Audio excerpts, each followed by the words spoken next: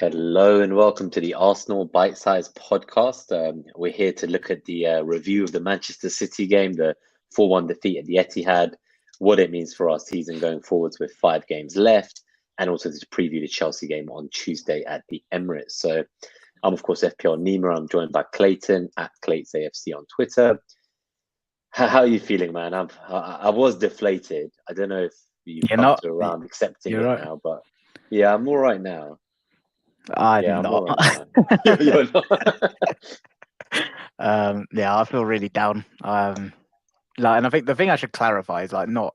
I feel like down in this season in particular. Like I get it. Like we kind of not punched above our weight, but like exceeded expectations from the summer and stuff. But I believed, right? Like I think. Do you remember? I was getting carried away. I was getting ahead of myself, and I wasn't doing one game at a time. I genuinely thought 2-3 months ago, I thought we were going to go on and win it. So as a result of that, I'm depressed. In the wider context of like us as a football club and our trajectory over the next few years, like, I'm so calm about that.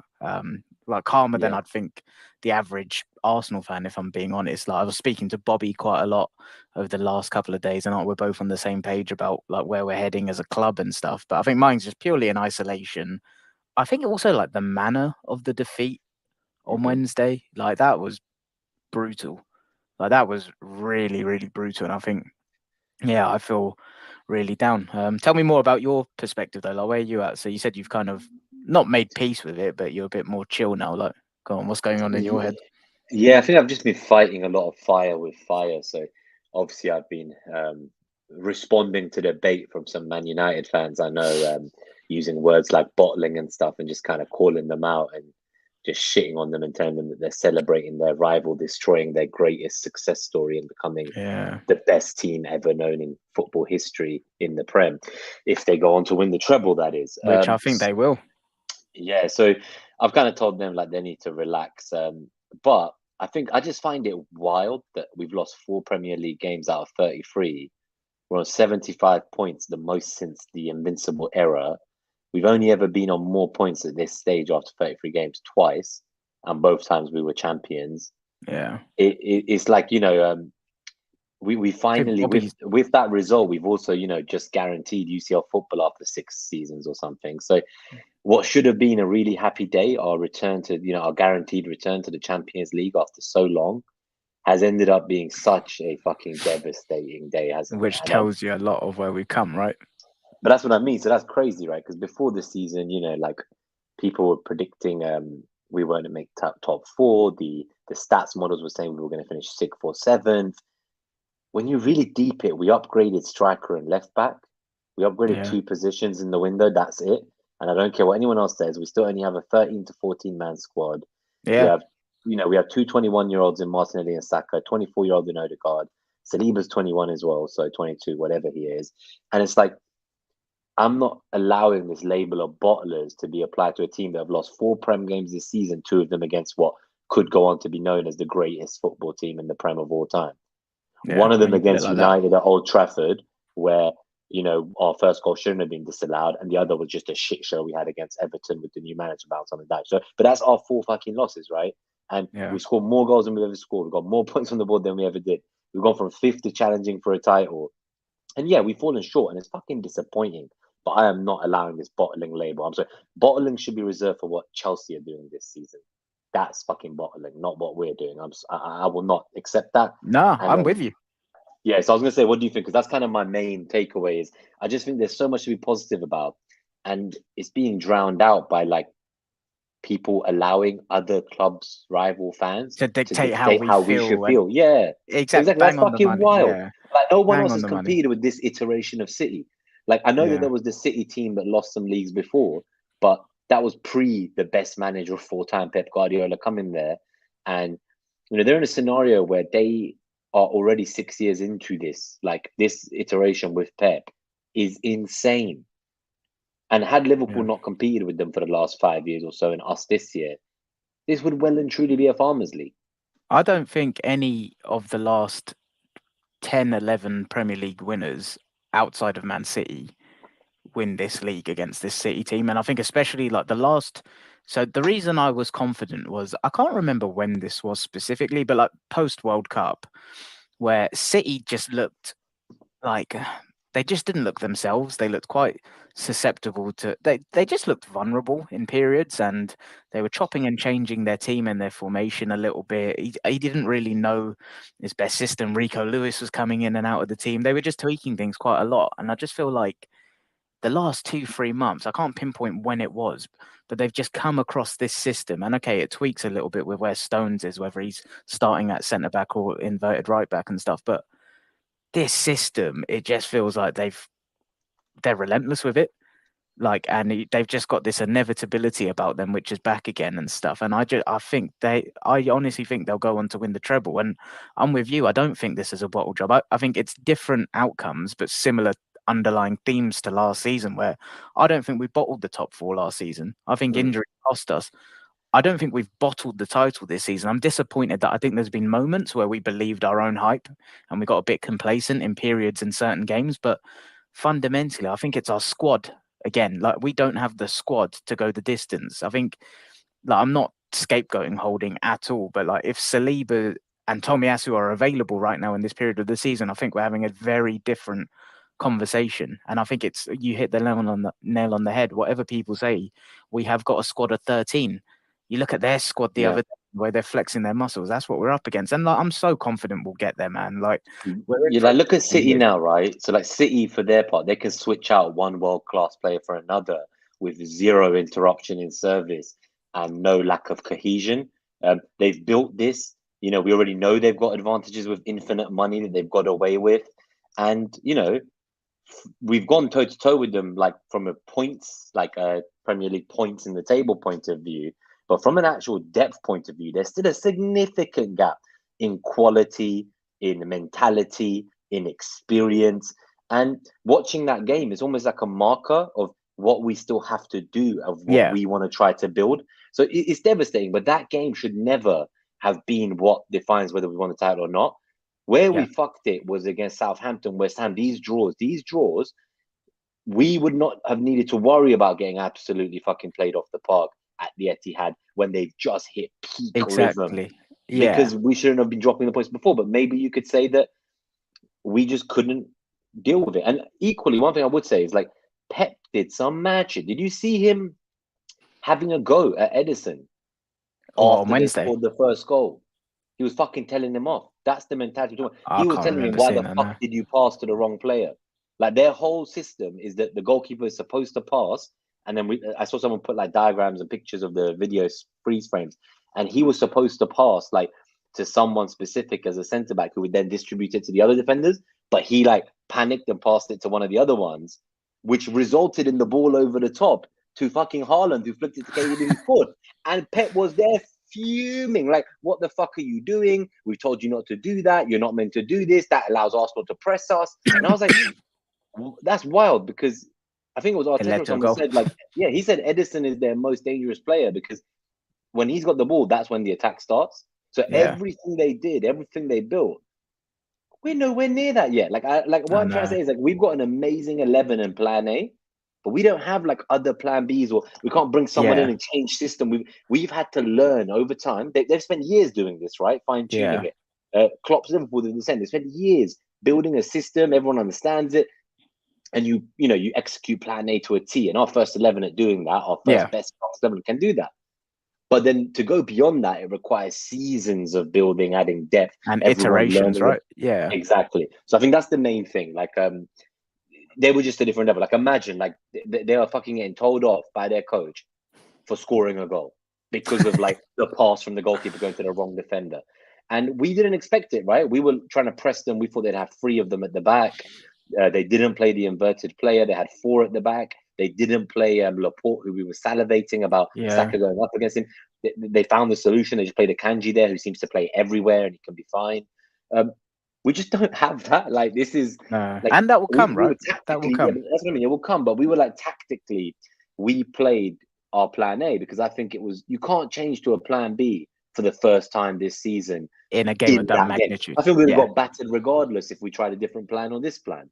Yeah. And it was really disappointing, right? But what can you do? Like, we just fallen short. And hopefully, my thing is, like, we shouldn't be looking at the results-based analysis. That's lazy, as we've said in previous episodes. We need to look at the process, because then we can learn what we did well and what we need to improve. And just the final point I want to make is, do you remember last season, right? Everyone was calling us that because we bottled top four last year, we were never going to recover. Chelsea and Spurs and United were here. This year we're title contenders, right? There's still lots of points to play for. And ultimately, we have to look at our depth and our naivety. And hopefully we learn from that. These players will become better. Yeah. But yeah, I was just really angry about this term bottling, which obviously Pontus in the chat. So just a quick shout out, Delia, thank you for tuning in. Marshy as well, thank you for tuning in. The future is very bright indeed. And Pontus, yeah, as you say, I really hate the idea of bottling. We are the youngest average age scorer in the league, and we've gone from 5th to challenging for a title in one season. We've secured Champions League for however long. We are so ahead of schedule. I think, like, already I've got people coming out to me saying, "Oh, don't shoot the messenger," but Arsenal are more likely to miss top four next year. I've seen this, and I'm like, I don't know where people actually get this from. Like, they said this shit last year as well, right? Yeah, literally. Like, this is what I mean. Like, I think it's just like a coping mechanism, because people are just a bit in denial about the sustainability of what we've built, and like the patterns of play in our, like you said, Plan A. My God, like that is set. If we're lucky with injuries, that is set to build like an 85-point campaign consistently, in my opinion. Add in the layers and extra depth and your Plan Bs and Cs that come with the years of learning, like Man City. We're here to stay, man. Like, no doubt about that in my mind. And like, I agree, some clubs will get better. That is true, but so will we. So will we. Like, I don't know why there's this thing where it's like everyone else is going to get better, but like, have you seen our age? Like, have you? It's just we only have one position in our entire team that's got like players on the other side of the peak for their position. That's and CM. We're already proactively looking to kind of recruit for them. Yeah, I just all our other ignore the positions, noise. They're all young: goalkeeper, defenders, fullbacks, wingers, strikers, cams. Like, it's just central midfield. We need a couple younger profiles to bring in, and we're looking at good ones. I think the other thing is, like, someone broke it down perfectly on Man City, and it really resonated for me. Like, number one, they have infinite money. Number two, they have the best coach in the world. And number three, they have very, very good management in their executive positions. We're just slowly getting there, man. Like, we are, I just think it's wild. And then the other thing, I do think that clubs like, say, Newcastle and Liverpool and United, I think they will be up there and they will be trying. Clubs like Chelsea and Spurs, they're just chopping and changing constantly. I have zero conviction that those clubs, regardless of what they spend, will be up there challenging. Why I'm so comfortable and confident, I just feel like neutrals will lazily say, "Oh yeah, X club is going to improve, Y club is going to improve," but just as Arsenal fans, block that out, right? Because we know, and this is what I said last summer, we know our processes like off the back of our hand and how well we're running stuff. And all you need to say is, what do you think Arsenal Football Club can do points tally wise, right? Just ask yourself that question, because that is irrelevant to anyone else. Like, what everyone else does, that does not matter. If you say, what do you believe deep down Arsenal Football Club can do points tally wise, you'll get your answer, and that's all that matters. And it's not Bobby and I got told, like, oh, points don't matter, second is the same as fourth, and all this shite. And I'm like, you're beating us with a stick. And you know the thing? They're like, oh, it's so funny, like, Arsenal fans, like, like, they bottled the league, and like they've been acting like they won the league. They didn't win shit this year. We won the Carabao Cup. And I'm like, have some fucking shame. Like, you just got knocked out by 13th place Seville from fucking Europe, bruv. Like, do United understand that fourth place don't fucking guarantee Champions League football? Do they understand that if they come fourth, they start to play a fucking qualifier, they'll probably lose? Do they get that? Like, honestly, I'm just raging. Like, no, it's they've been doing my head in as well. But James from Planet FPL, again, a Spurs fan, yeah. Let me just say to you what he said to me. So people have been like, oh, who's had the better season, Man United or Arsenal? And he said, well, if you asked me at the start of the season, what's more likely, Man United would win a Carabao Cup and get fourth, or Arsenal would push City for the title, which one's more like a bit shocking sort of thing back then, and actually like, okay, going forward, who's better set? That's it. Yeah, that's the question. It's not just that though. Like, let's look at the fact that they're having like premature ejaculation over 10 home games in the cup in a row. The odds of that are 1 in 4,000, I read. So what, they played all these non-Premier League teams all the way to the final, and then got to play Newcastle in a final without their fucking goalkeeper. Like, and then they got and they played like the small team and got dominated by Newcastle the whole game and then gone on to win. So I'm sorry, but like, if they think they can stop City from the treble in the FA Cup final, good luck to them, because I can't wait to see what happens. I think that team that we saw, that City team earlier in the season, as you mentioned, I think it's a good point to go back to that. They were not quite set. Pep was overthinking. He was tinkering. Cancelo was still a bit of like a bad issue in the dressing room. There was some laziness. They didn't want to break a sweat. Like they'd previously won, so he couldn't motivate them. He said, you know, they've won it before. It's hard to motivate them. I think that since the World Cup, we've been looking worse and they've been looking better. And now they've gone back to their perfect best. And I would say that if I have a final thought on this, it's not about bottling. It's about our only fault was that we weren't perfect. Because to beat this Man City team to a league title, you need to be perfect. 2 draws don't define you. And you know what's wild? We're saying all this, and Arsenal's still top of the fucking Premier League. And I'm dealing with this abuse in my mentions. It's as if, like, yes, I get Man City's running looks great, but they've got 2 Madrid ties. They're not immune to injuries themselves, even though they have depth. Yeah. And, you know, and it's in between, I don't wish injury on anyone, but anything can happen. You know, so I think our main thing is, right, we have to make this league go to the last day of the season. Yeah, so that's my next comment. We can't just give up now. Like, we can't fucking go on a that will be embarrassing if we decline now. Like, we need to go. We need to not be Dr. Arsenal. Yeah, we can't be Dr. Arsenal and resuscitate teams like Chelsea who have 1 fucking goal in 7 games. Like, we just go fucking slap them and get some confidence back. And then once we've done that, we need to just keep going so that when it comes to the last week of the season, Man City are like, shit, we got Brighton and Brentford away, and we have to win these games to get that title. It's not just a formality, because if they've already won it by then we have not, you know, really pushed them all the way. So that's the one thing I will say is I really want to see this team bounce back from what's happened. I think the City game's been playing on their mind leading up to it. It's caused us issues in the 3 games prior to it. Now it's out the way, and I just hope Arteta picks them back up again and they can, like, I think he will. Just go for it. I'm confident we'll bounce back, but yeah, like you, I just hope we don't go on like these streaky negative runs now. Like, I hope it's just put it behind us, end what has been a phenomenal season on a high, and make City earn it. Don't give it to them. Make them have to win every game. That's all we can do. Yeah, that's all we can do. And I think just the last thing is, like, obviously this season's been phenomenal regardless of how it ends, and mainly because we believe again. When was the last time you genuinely believed? Mate, I'm going to put a bet on us to win the league next year. Like, I think we'll challenge. I'm very confident. Like, you know, the question I just said, ask yourself, what points tally do you think Arsenal can do? I think we'll consistently be doing 85-point seasons minimum. Like, I think depending on what we do depth-wise and how far we go in Europe, who knows? I think our floor has gone from being 70, 72 to now like 83 to 85 as a floor. There's a big ceiling. What are your thoughts on this idea that the only team who could bottle the league this season, last season, and next season is Manchester City? What do you mean? As in the only team in the Prem who can bottle the league this year, last season, or next season is Man City.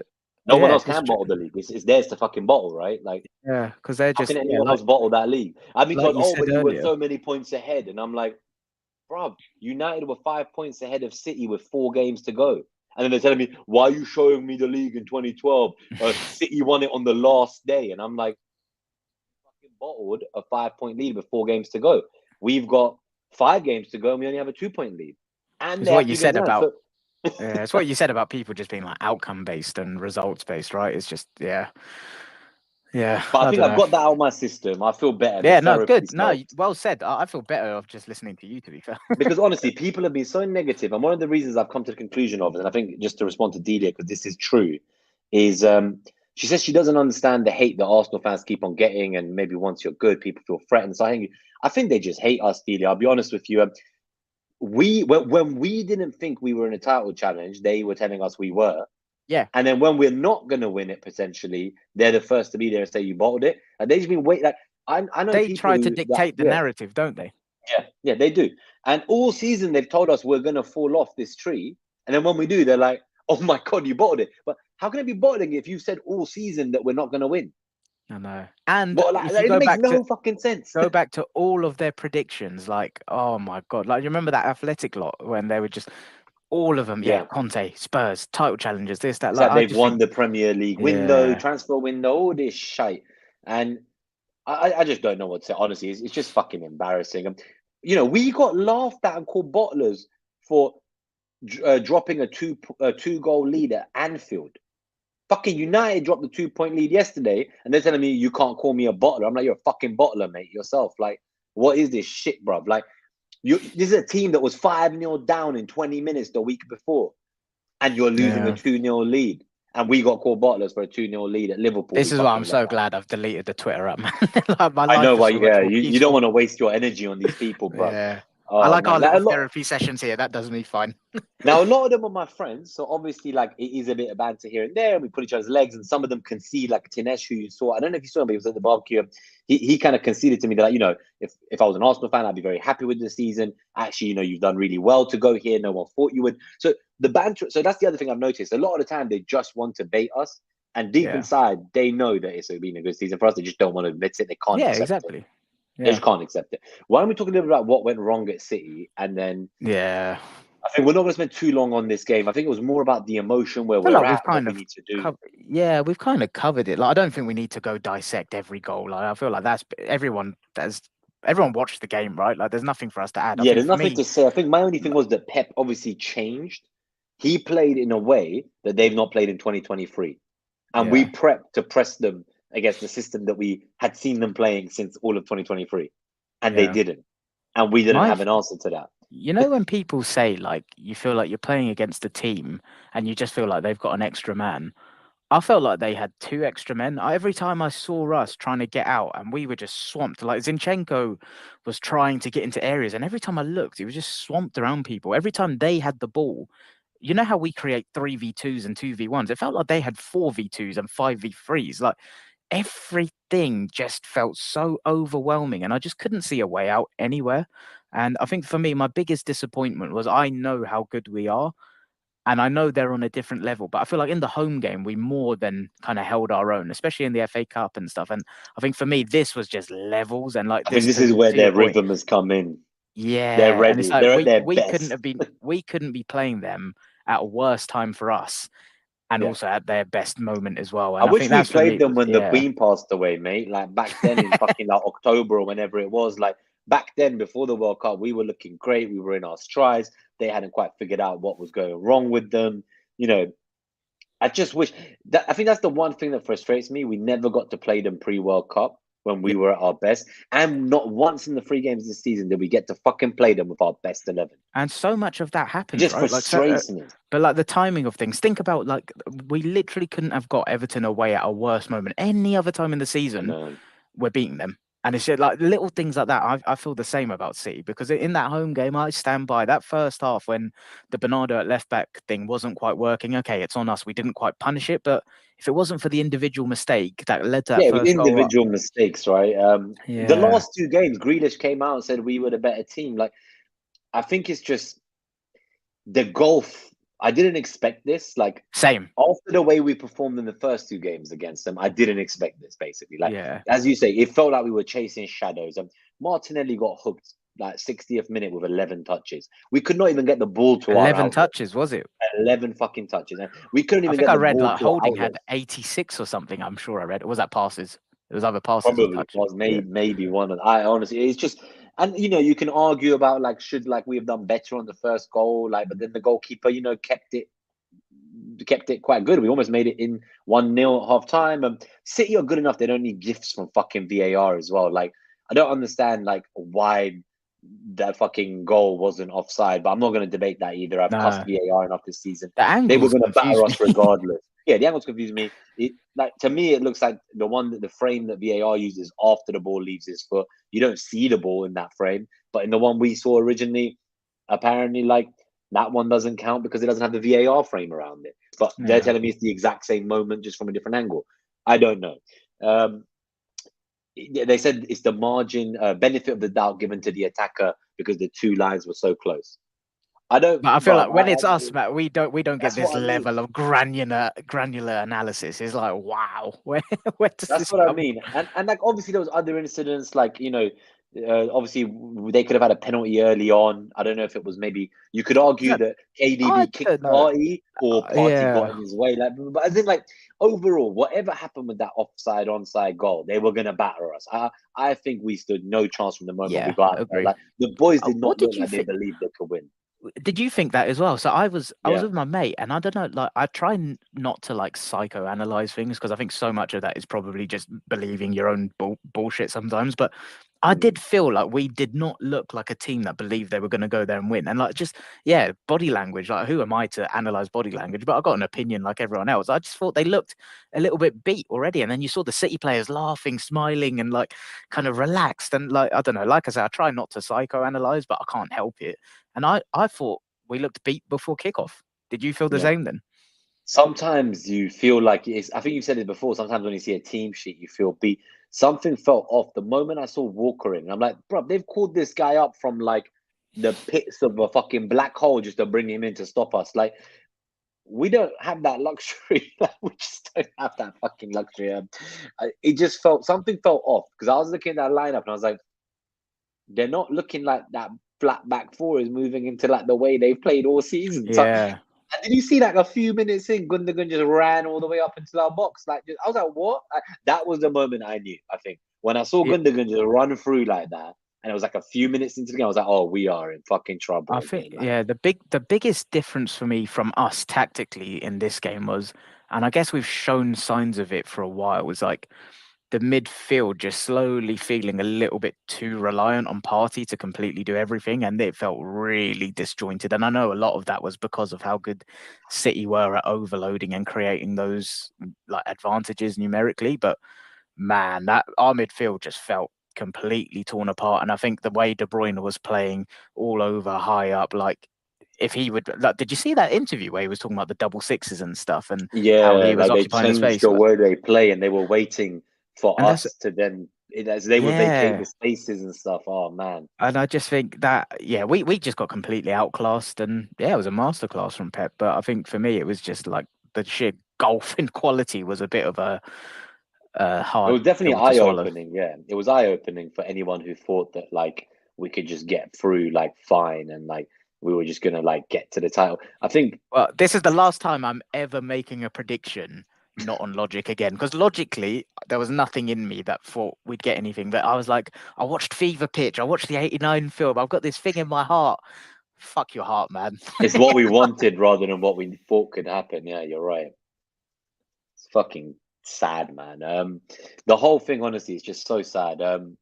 But I don't want it to define us. And No. crazy things have happened in the Premier League before. And if we push them the whole way, we have to do our job. We have to keep pushing. If we push them the whole way and they go on and win every single game between now and the end of the season, I think they've got like fucking 8 games or something. They're 7 games at least. Then fair play.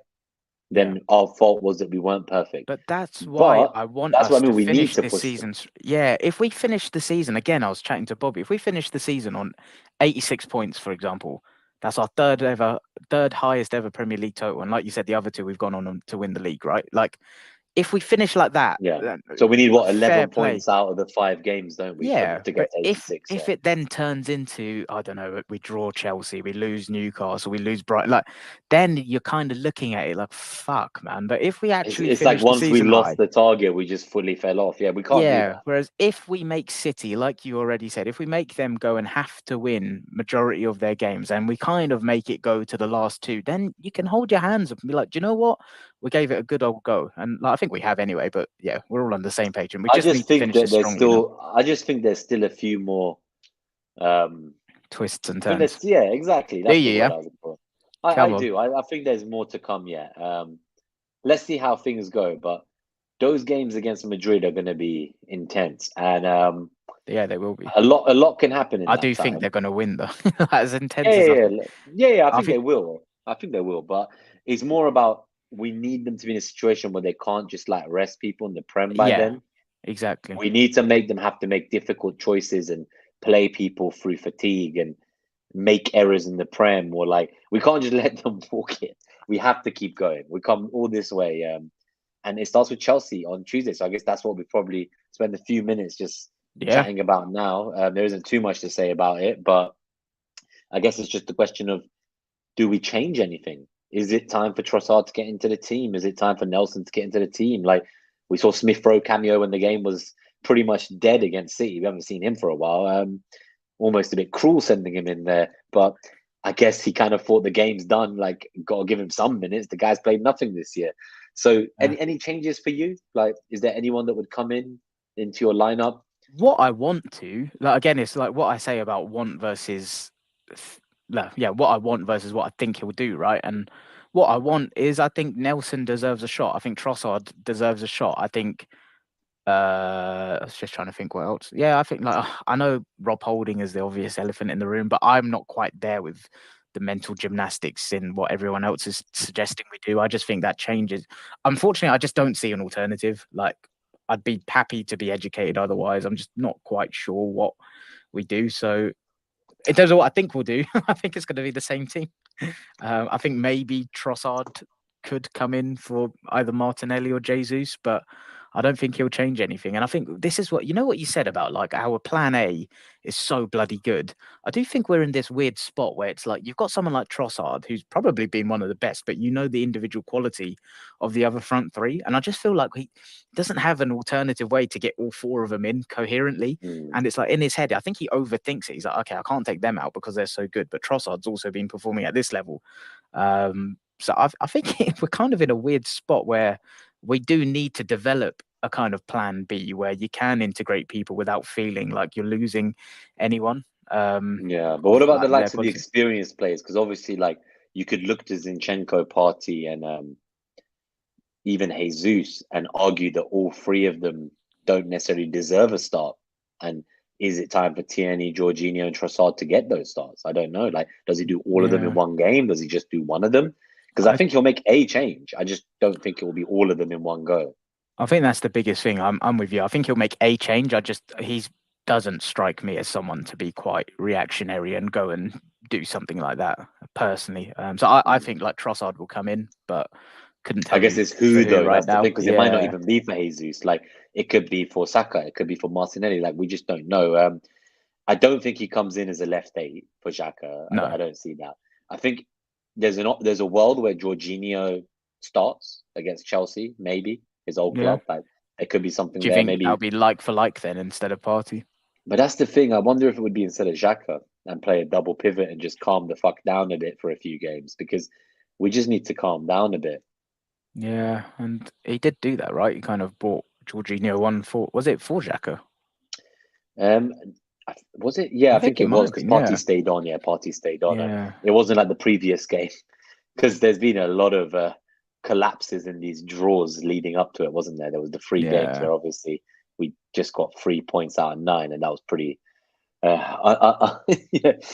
depressing, I guess is the word. But I was going to say, just like, it just felt like it felt like the signs were there that going into that game we were not in the right place. Yeah, we weren't in the right rhythm, I say. But I guess to stop beating around the bush on me, because I'm struggling to commit to, I think we're not going to change too much. I think the usual players will start. I do think Trossard will come in, and I guess right now, if I had to say for who, I think it would be for Jesus, which sounds a bit crazy, just because how well that front 3 dynamic was doing well. But yeah, I think that would be my main prediction of a change in the lineup. I'm wondering if there's a world in which, maybe this is too much, but I don't think he'd do this against Chelsea probably, but a world where he does play Tierney at left back and tries Zinchenko in midfield. But interesting, he's never started Zinchenko in midfield, like, from the start of the game, has he? No, and that's the thing. I think, like, I used to like the idea of Zinchenko in that left 8, but I think the reason I've gone off it is I think so much of why it works starting inverted left back is he can then join next to Partey, whereas his starting position as a left 8's different. And also the left 8 role for us requires so many like duels and stuff, right? And Zinchenko is just not very good at that. So I think that's why I've kind of moved away from it. I think it's more the starting position in that left back spot that kind of enables him to go and do what he does best. And I think we'd actually lose that if he started from the left 8 role. Any world in which he plays Tierney at right back and right centre back? I don't see that. No, I don't know. What about you? I don't think he'll do that. Well, it's still more realistic than the shouts for youth team Royal Walters to Honestly, man, start I a don't right know back. if you saw. I tweeted like I went to watch the under-18 cup final with Dan, FPL fella, right? And like, I've seen the youth team a few times this season. And like, don't get me wrong, we've got some amazing talent coming through, and but even like the likes of Sousa and stuff. Like, I've seen so many people on Twitter like, "Oh, get this guy in the Europa League team." Every time I see him, like, he's not ready. Like, They're so, very raw, aren't they? I think yeah, people get a bit excited over YouTube footage rather than full games. yeah. And every time I see them, I'm like, none of these are ready to make that actual step up into the first team. And I don't know, it just, yeah, I think some of our fans are just like mind blown with some of the crazy predictions and stuff. But yeah, in terms of the actual Chelsea game, though, like, I know it all feels doom and gloom, but I'm fairly confident that this will be a game where we kind of, I think if we don't tweak too much, just kind of go in, play our game, and just be a little bit more pragmatic. Like, just don't go in 100 miles an hour to start. Just kind of feel our way into the game a bit, get the confidence back. Get the, like, one of my football managers when I was playing, and like I remember I used to get a bit nervous and stuff. And like I'm quite good on the ball, and so everything he'd say was just play it simple, get the ball, don't look for the Hollywood pass, just knock it about, and that's how you get your confidence up. And I think if our team do that, because I do think they've lost a bit of confidence. Like, I think if they just do that and then slowly through the game, you'll see them get that zip back that's been missing and stuff. I just think go back to basics. Like, don't overcomplicate things. And I think we'll beat Chelsea. Like, I don't think it will be like an annihilation, which it should be based on the quality of the two teams. But I think we'll do it. I think it will be a good game for us to kind of Get bounce back to back. winning ways, And then what's hopefully. after? Is Yeah. it Newcastle after that? Yeah, so Newcastle at St James's Park, and then I think Brighton at the Emirates, And then and then we just Forest. have 2 games left, right? Forest and Wolves. Yeah. Yeah, Yeah. just I the think, final yeah. 5 games. So, go Well, on. Are we what doing about score predictions? Yeah, let's do a score prediction. Fuck me, we have played a bunch of teams who were out of form into form recently, like with the likes of, like, say, Southampton and West Ham and others. Surely we can't be Dr. Arsenal to such an abysmal Chelsea That team. phrase is cracking me up when you're coming up with that, Dr. Arsenal. Because I think it was one of the guys in that Arsenal group chat. Someone said even Dr. Arsenal can't save this team. Fucking hope not, mate. I've seen Dr. Arsenal save a lot of teams who've been in Yeah, shit form we've saved far too many teams, man. over the years, right? I hope we don't see Dr. Arsenal at the Emirates on Tuesday night. If I put my kind of nervousness about Dr. Arsenal aside, and just we go back to basics, we try to get the basics right, we tweak 1 or 2 positions max and don't reactionary overthrow the whole 11, then I'm going to go with 2-0. Same prediction for me. I think it'll be just work our way into the game, kind of settle the nerves, we'll score, and then kind of, just feel our way through it. I think it will actually end up being quite, this is going to come back to bite me. I think it'll be quite a relaxing game. Maybe in comparison to the last one, yeah. Like, I don't think Well, the last few, anything's relaxing compared to those. What are you guys in the chat thinking? What are your score predictions against Chelsea give us a on shout. Tuesday? Yeah, let us know what you're thinking. If you have any final questions, because we're going to get out of here and go back to work. But it's been fun to spend this lunchtime having that therapy, and I think especially to start the episode, just looking through kind of what that well result said on from City you, means for us. I think it was just really tiring seeing the bottling quips on the timeline, and I just had to come out and kind of give our defense of squash them. ourselves. Yeah, definitely. I think it's all about what we do next now. So it's all about making sure we do go back to winning ways against Chelsea and don't ruin what should be a really, celebratory season and end to the season. One final thing for me, like, just to the point on like rotation and stuff, like, it's hard, right? Because you look at City and their depth, and I don't think City fans are like, oh, you can't drop Grealish because he's so good, because they've got someone like Foden. They're not like, you can't drop Mahrez because he's so good. Like, but that's kind of, if you look at Nelson, his cameo, you're kind of like, he deserves a go, right? He's looked good in every cameo so far, right? Yeah, but then it's like, you can't drop Saka.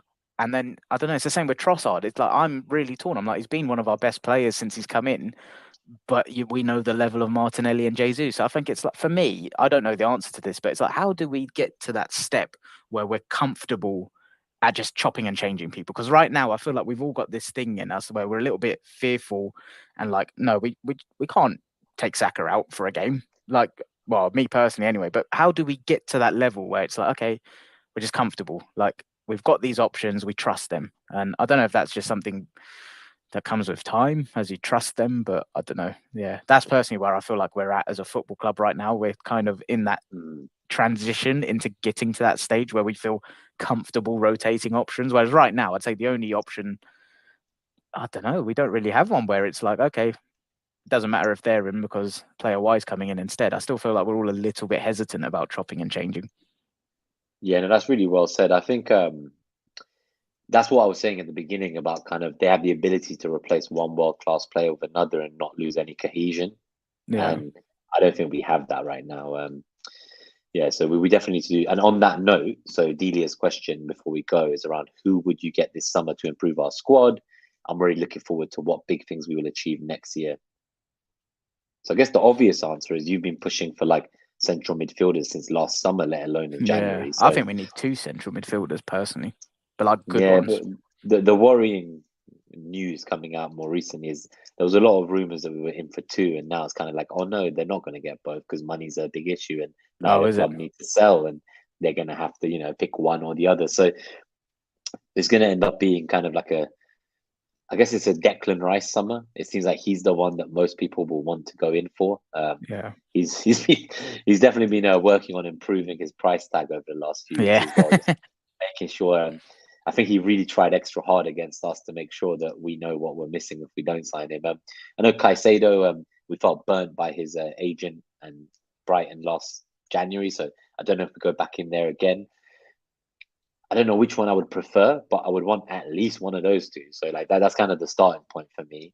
Yeah. I feel like we need another striker. I feel Eddie and Jesus are too similar. I think one of Balogun or Eddie will go. I think this summer we'll have the Champions League money and there will be sales that maybe we're not expecting. I think we're going to sell players that people don't want us to sell.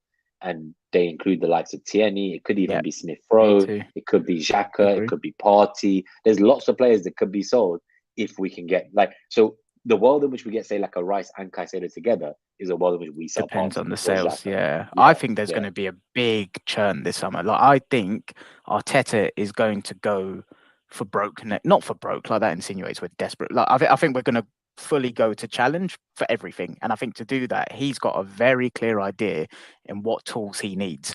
And I think to Delia's actual question, I just think it's about bolstering the options in each group. So think of the defense as a group, like forget specific positions, just think of it as a group. We all know the options. And I think it's like not having someone like Holding who needs to step in. Because I think if Tomiyasu was fit right now, we'd all be having very different conversations. I just think we need another one for that group. Yeah. I think the midfield, we need more different versatility for different game states. So it's like bolster that as a group. The forward unit, what you just said, we need to add to that as a group. And I think it's like if we just think that way, it's like what ingredient are we missing in that group? Let's go get that. Rather than the specificity. I'm not even going to try to say that. But it's what you said last time, right? You said it's not the specific players. We don't really care who we're linked to. Like we're not going to get too upset if there's a player we're linked to. What can they bring quality-wise to this overall team? And I think that's what it's all about, having different profiles for different game states. Because right now we're so good at executing one game state. It's just our plan A. There is literally no plan B. Yeah, like on Wednesday, we can't execute anything else. On Wednesday, imagine the athleticism of someone like Rice in that midfield, where we were really lacking that. I think it's just about bolstering the overall defense, midfield, attack, like back to basics, but just beef up the quality of this squad and raise the floor of the squad. No, well said. And there's a lot of players who I think will be moved on as well beyond, like, obviously I mentioned. I think you're bang on who you said. Like I mentioned big names, but I'm saying there's a lot of money we can raise from like the not so big names. Yeah. Like the likes of Pablo Mari, the likes of who else is there? There's a Pepe. There's a there's a lot of players out there we've forgotten about, dude. Like they're fucking everywhere. Like there's the Holding, there's El Neni. There are a lot of players we're just not even considering right now, especially the ones on loan.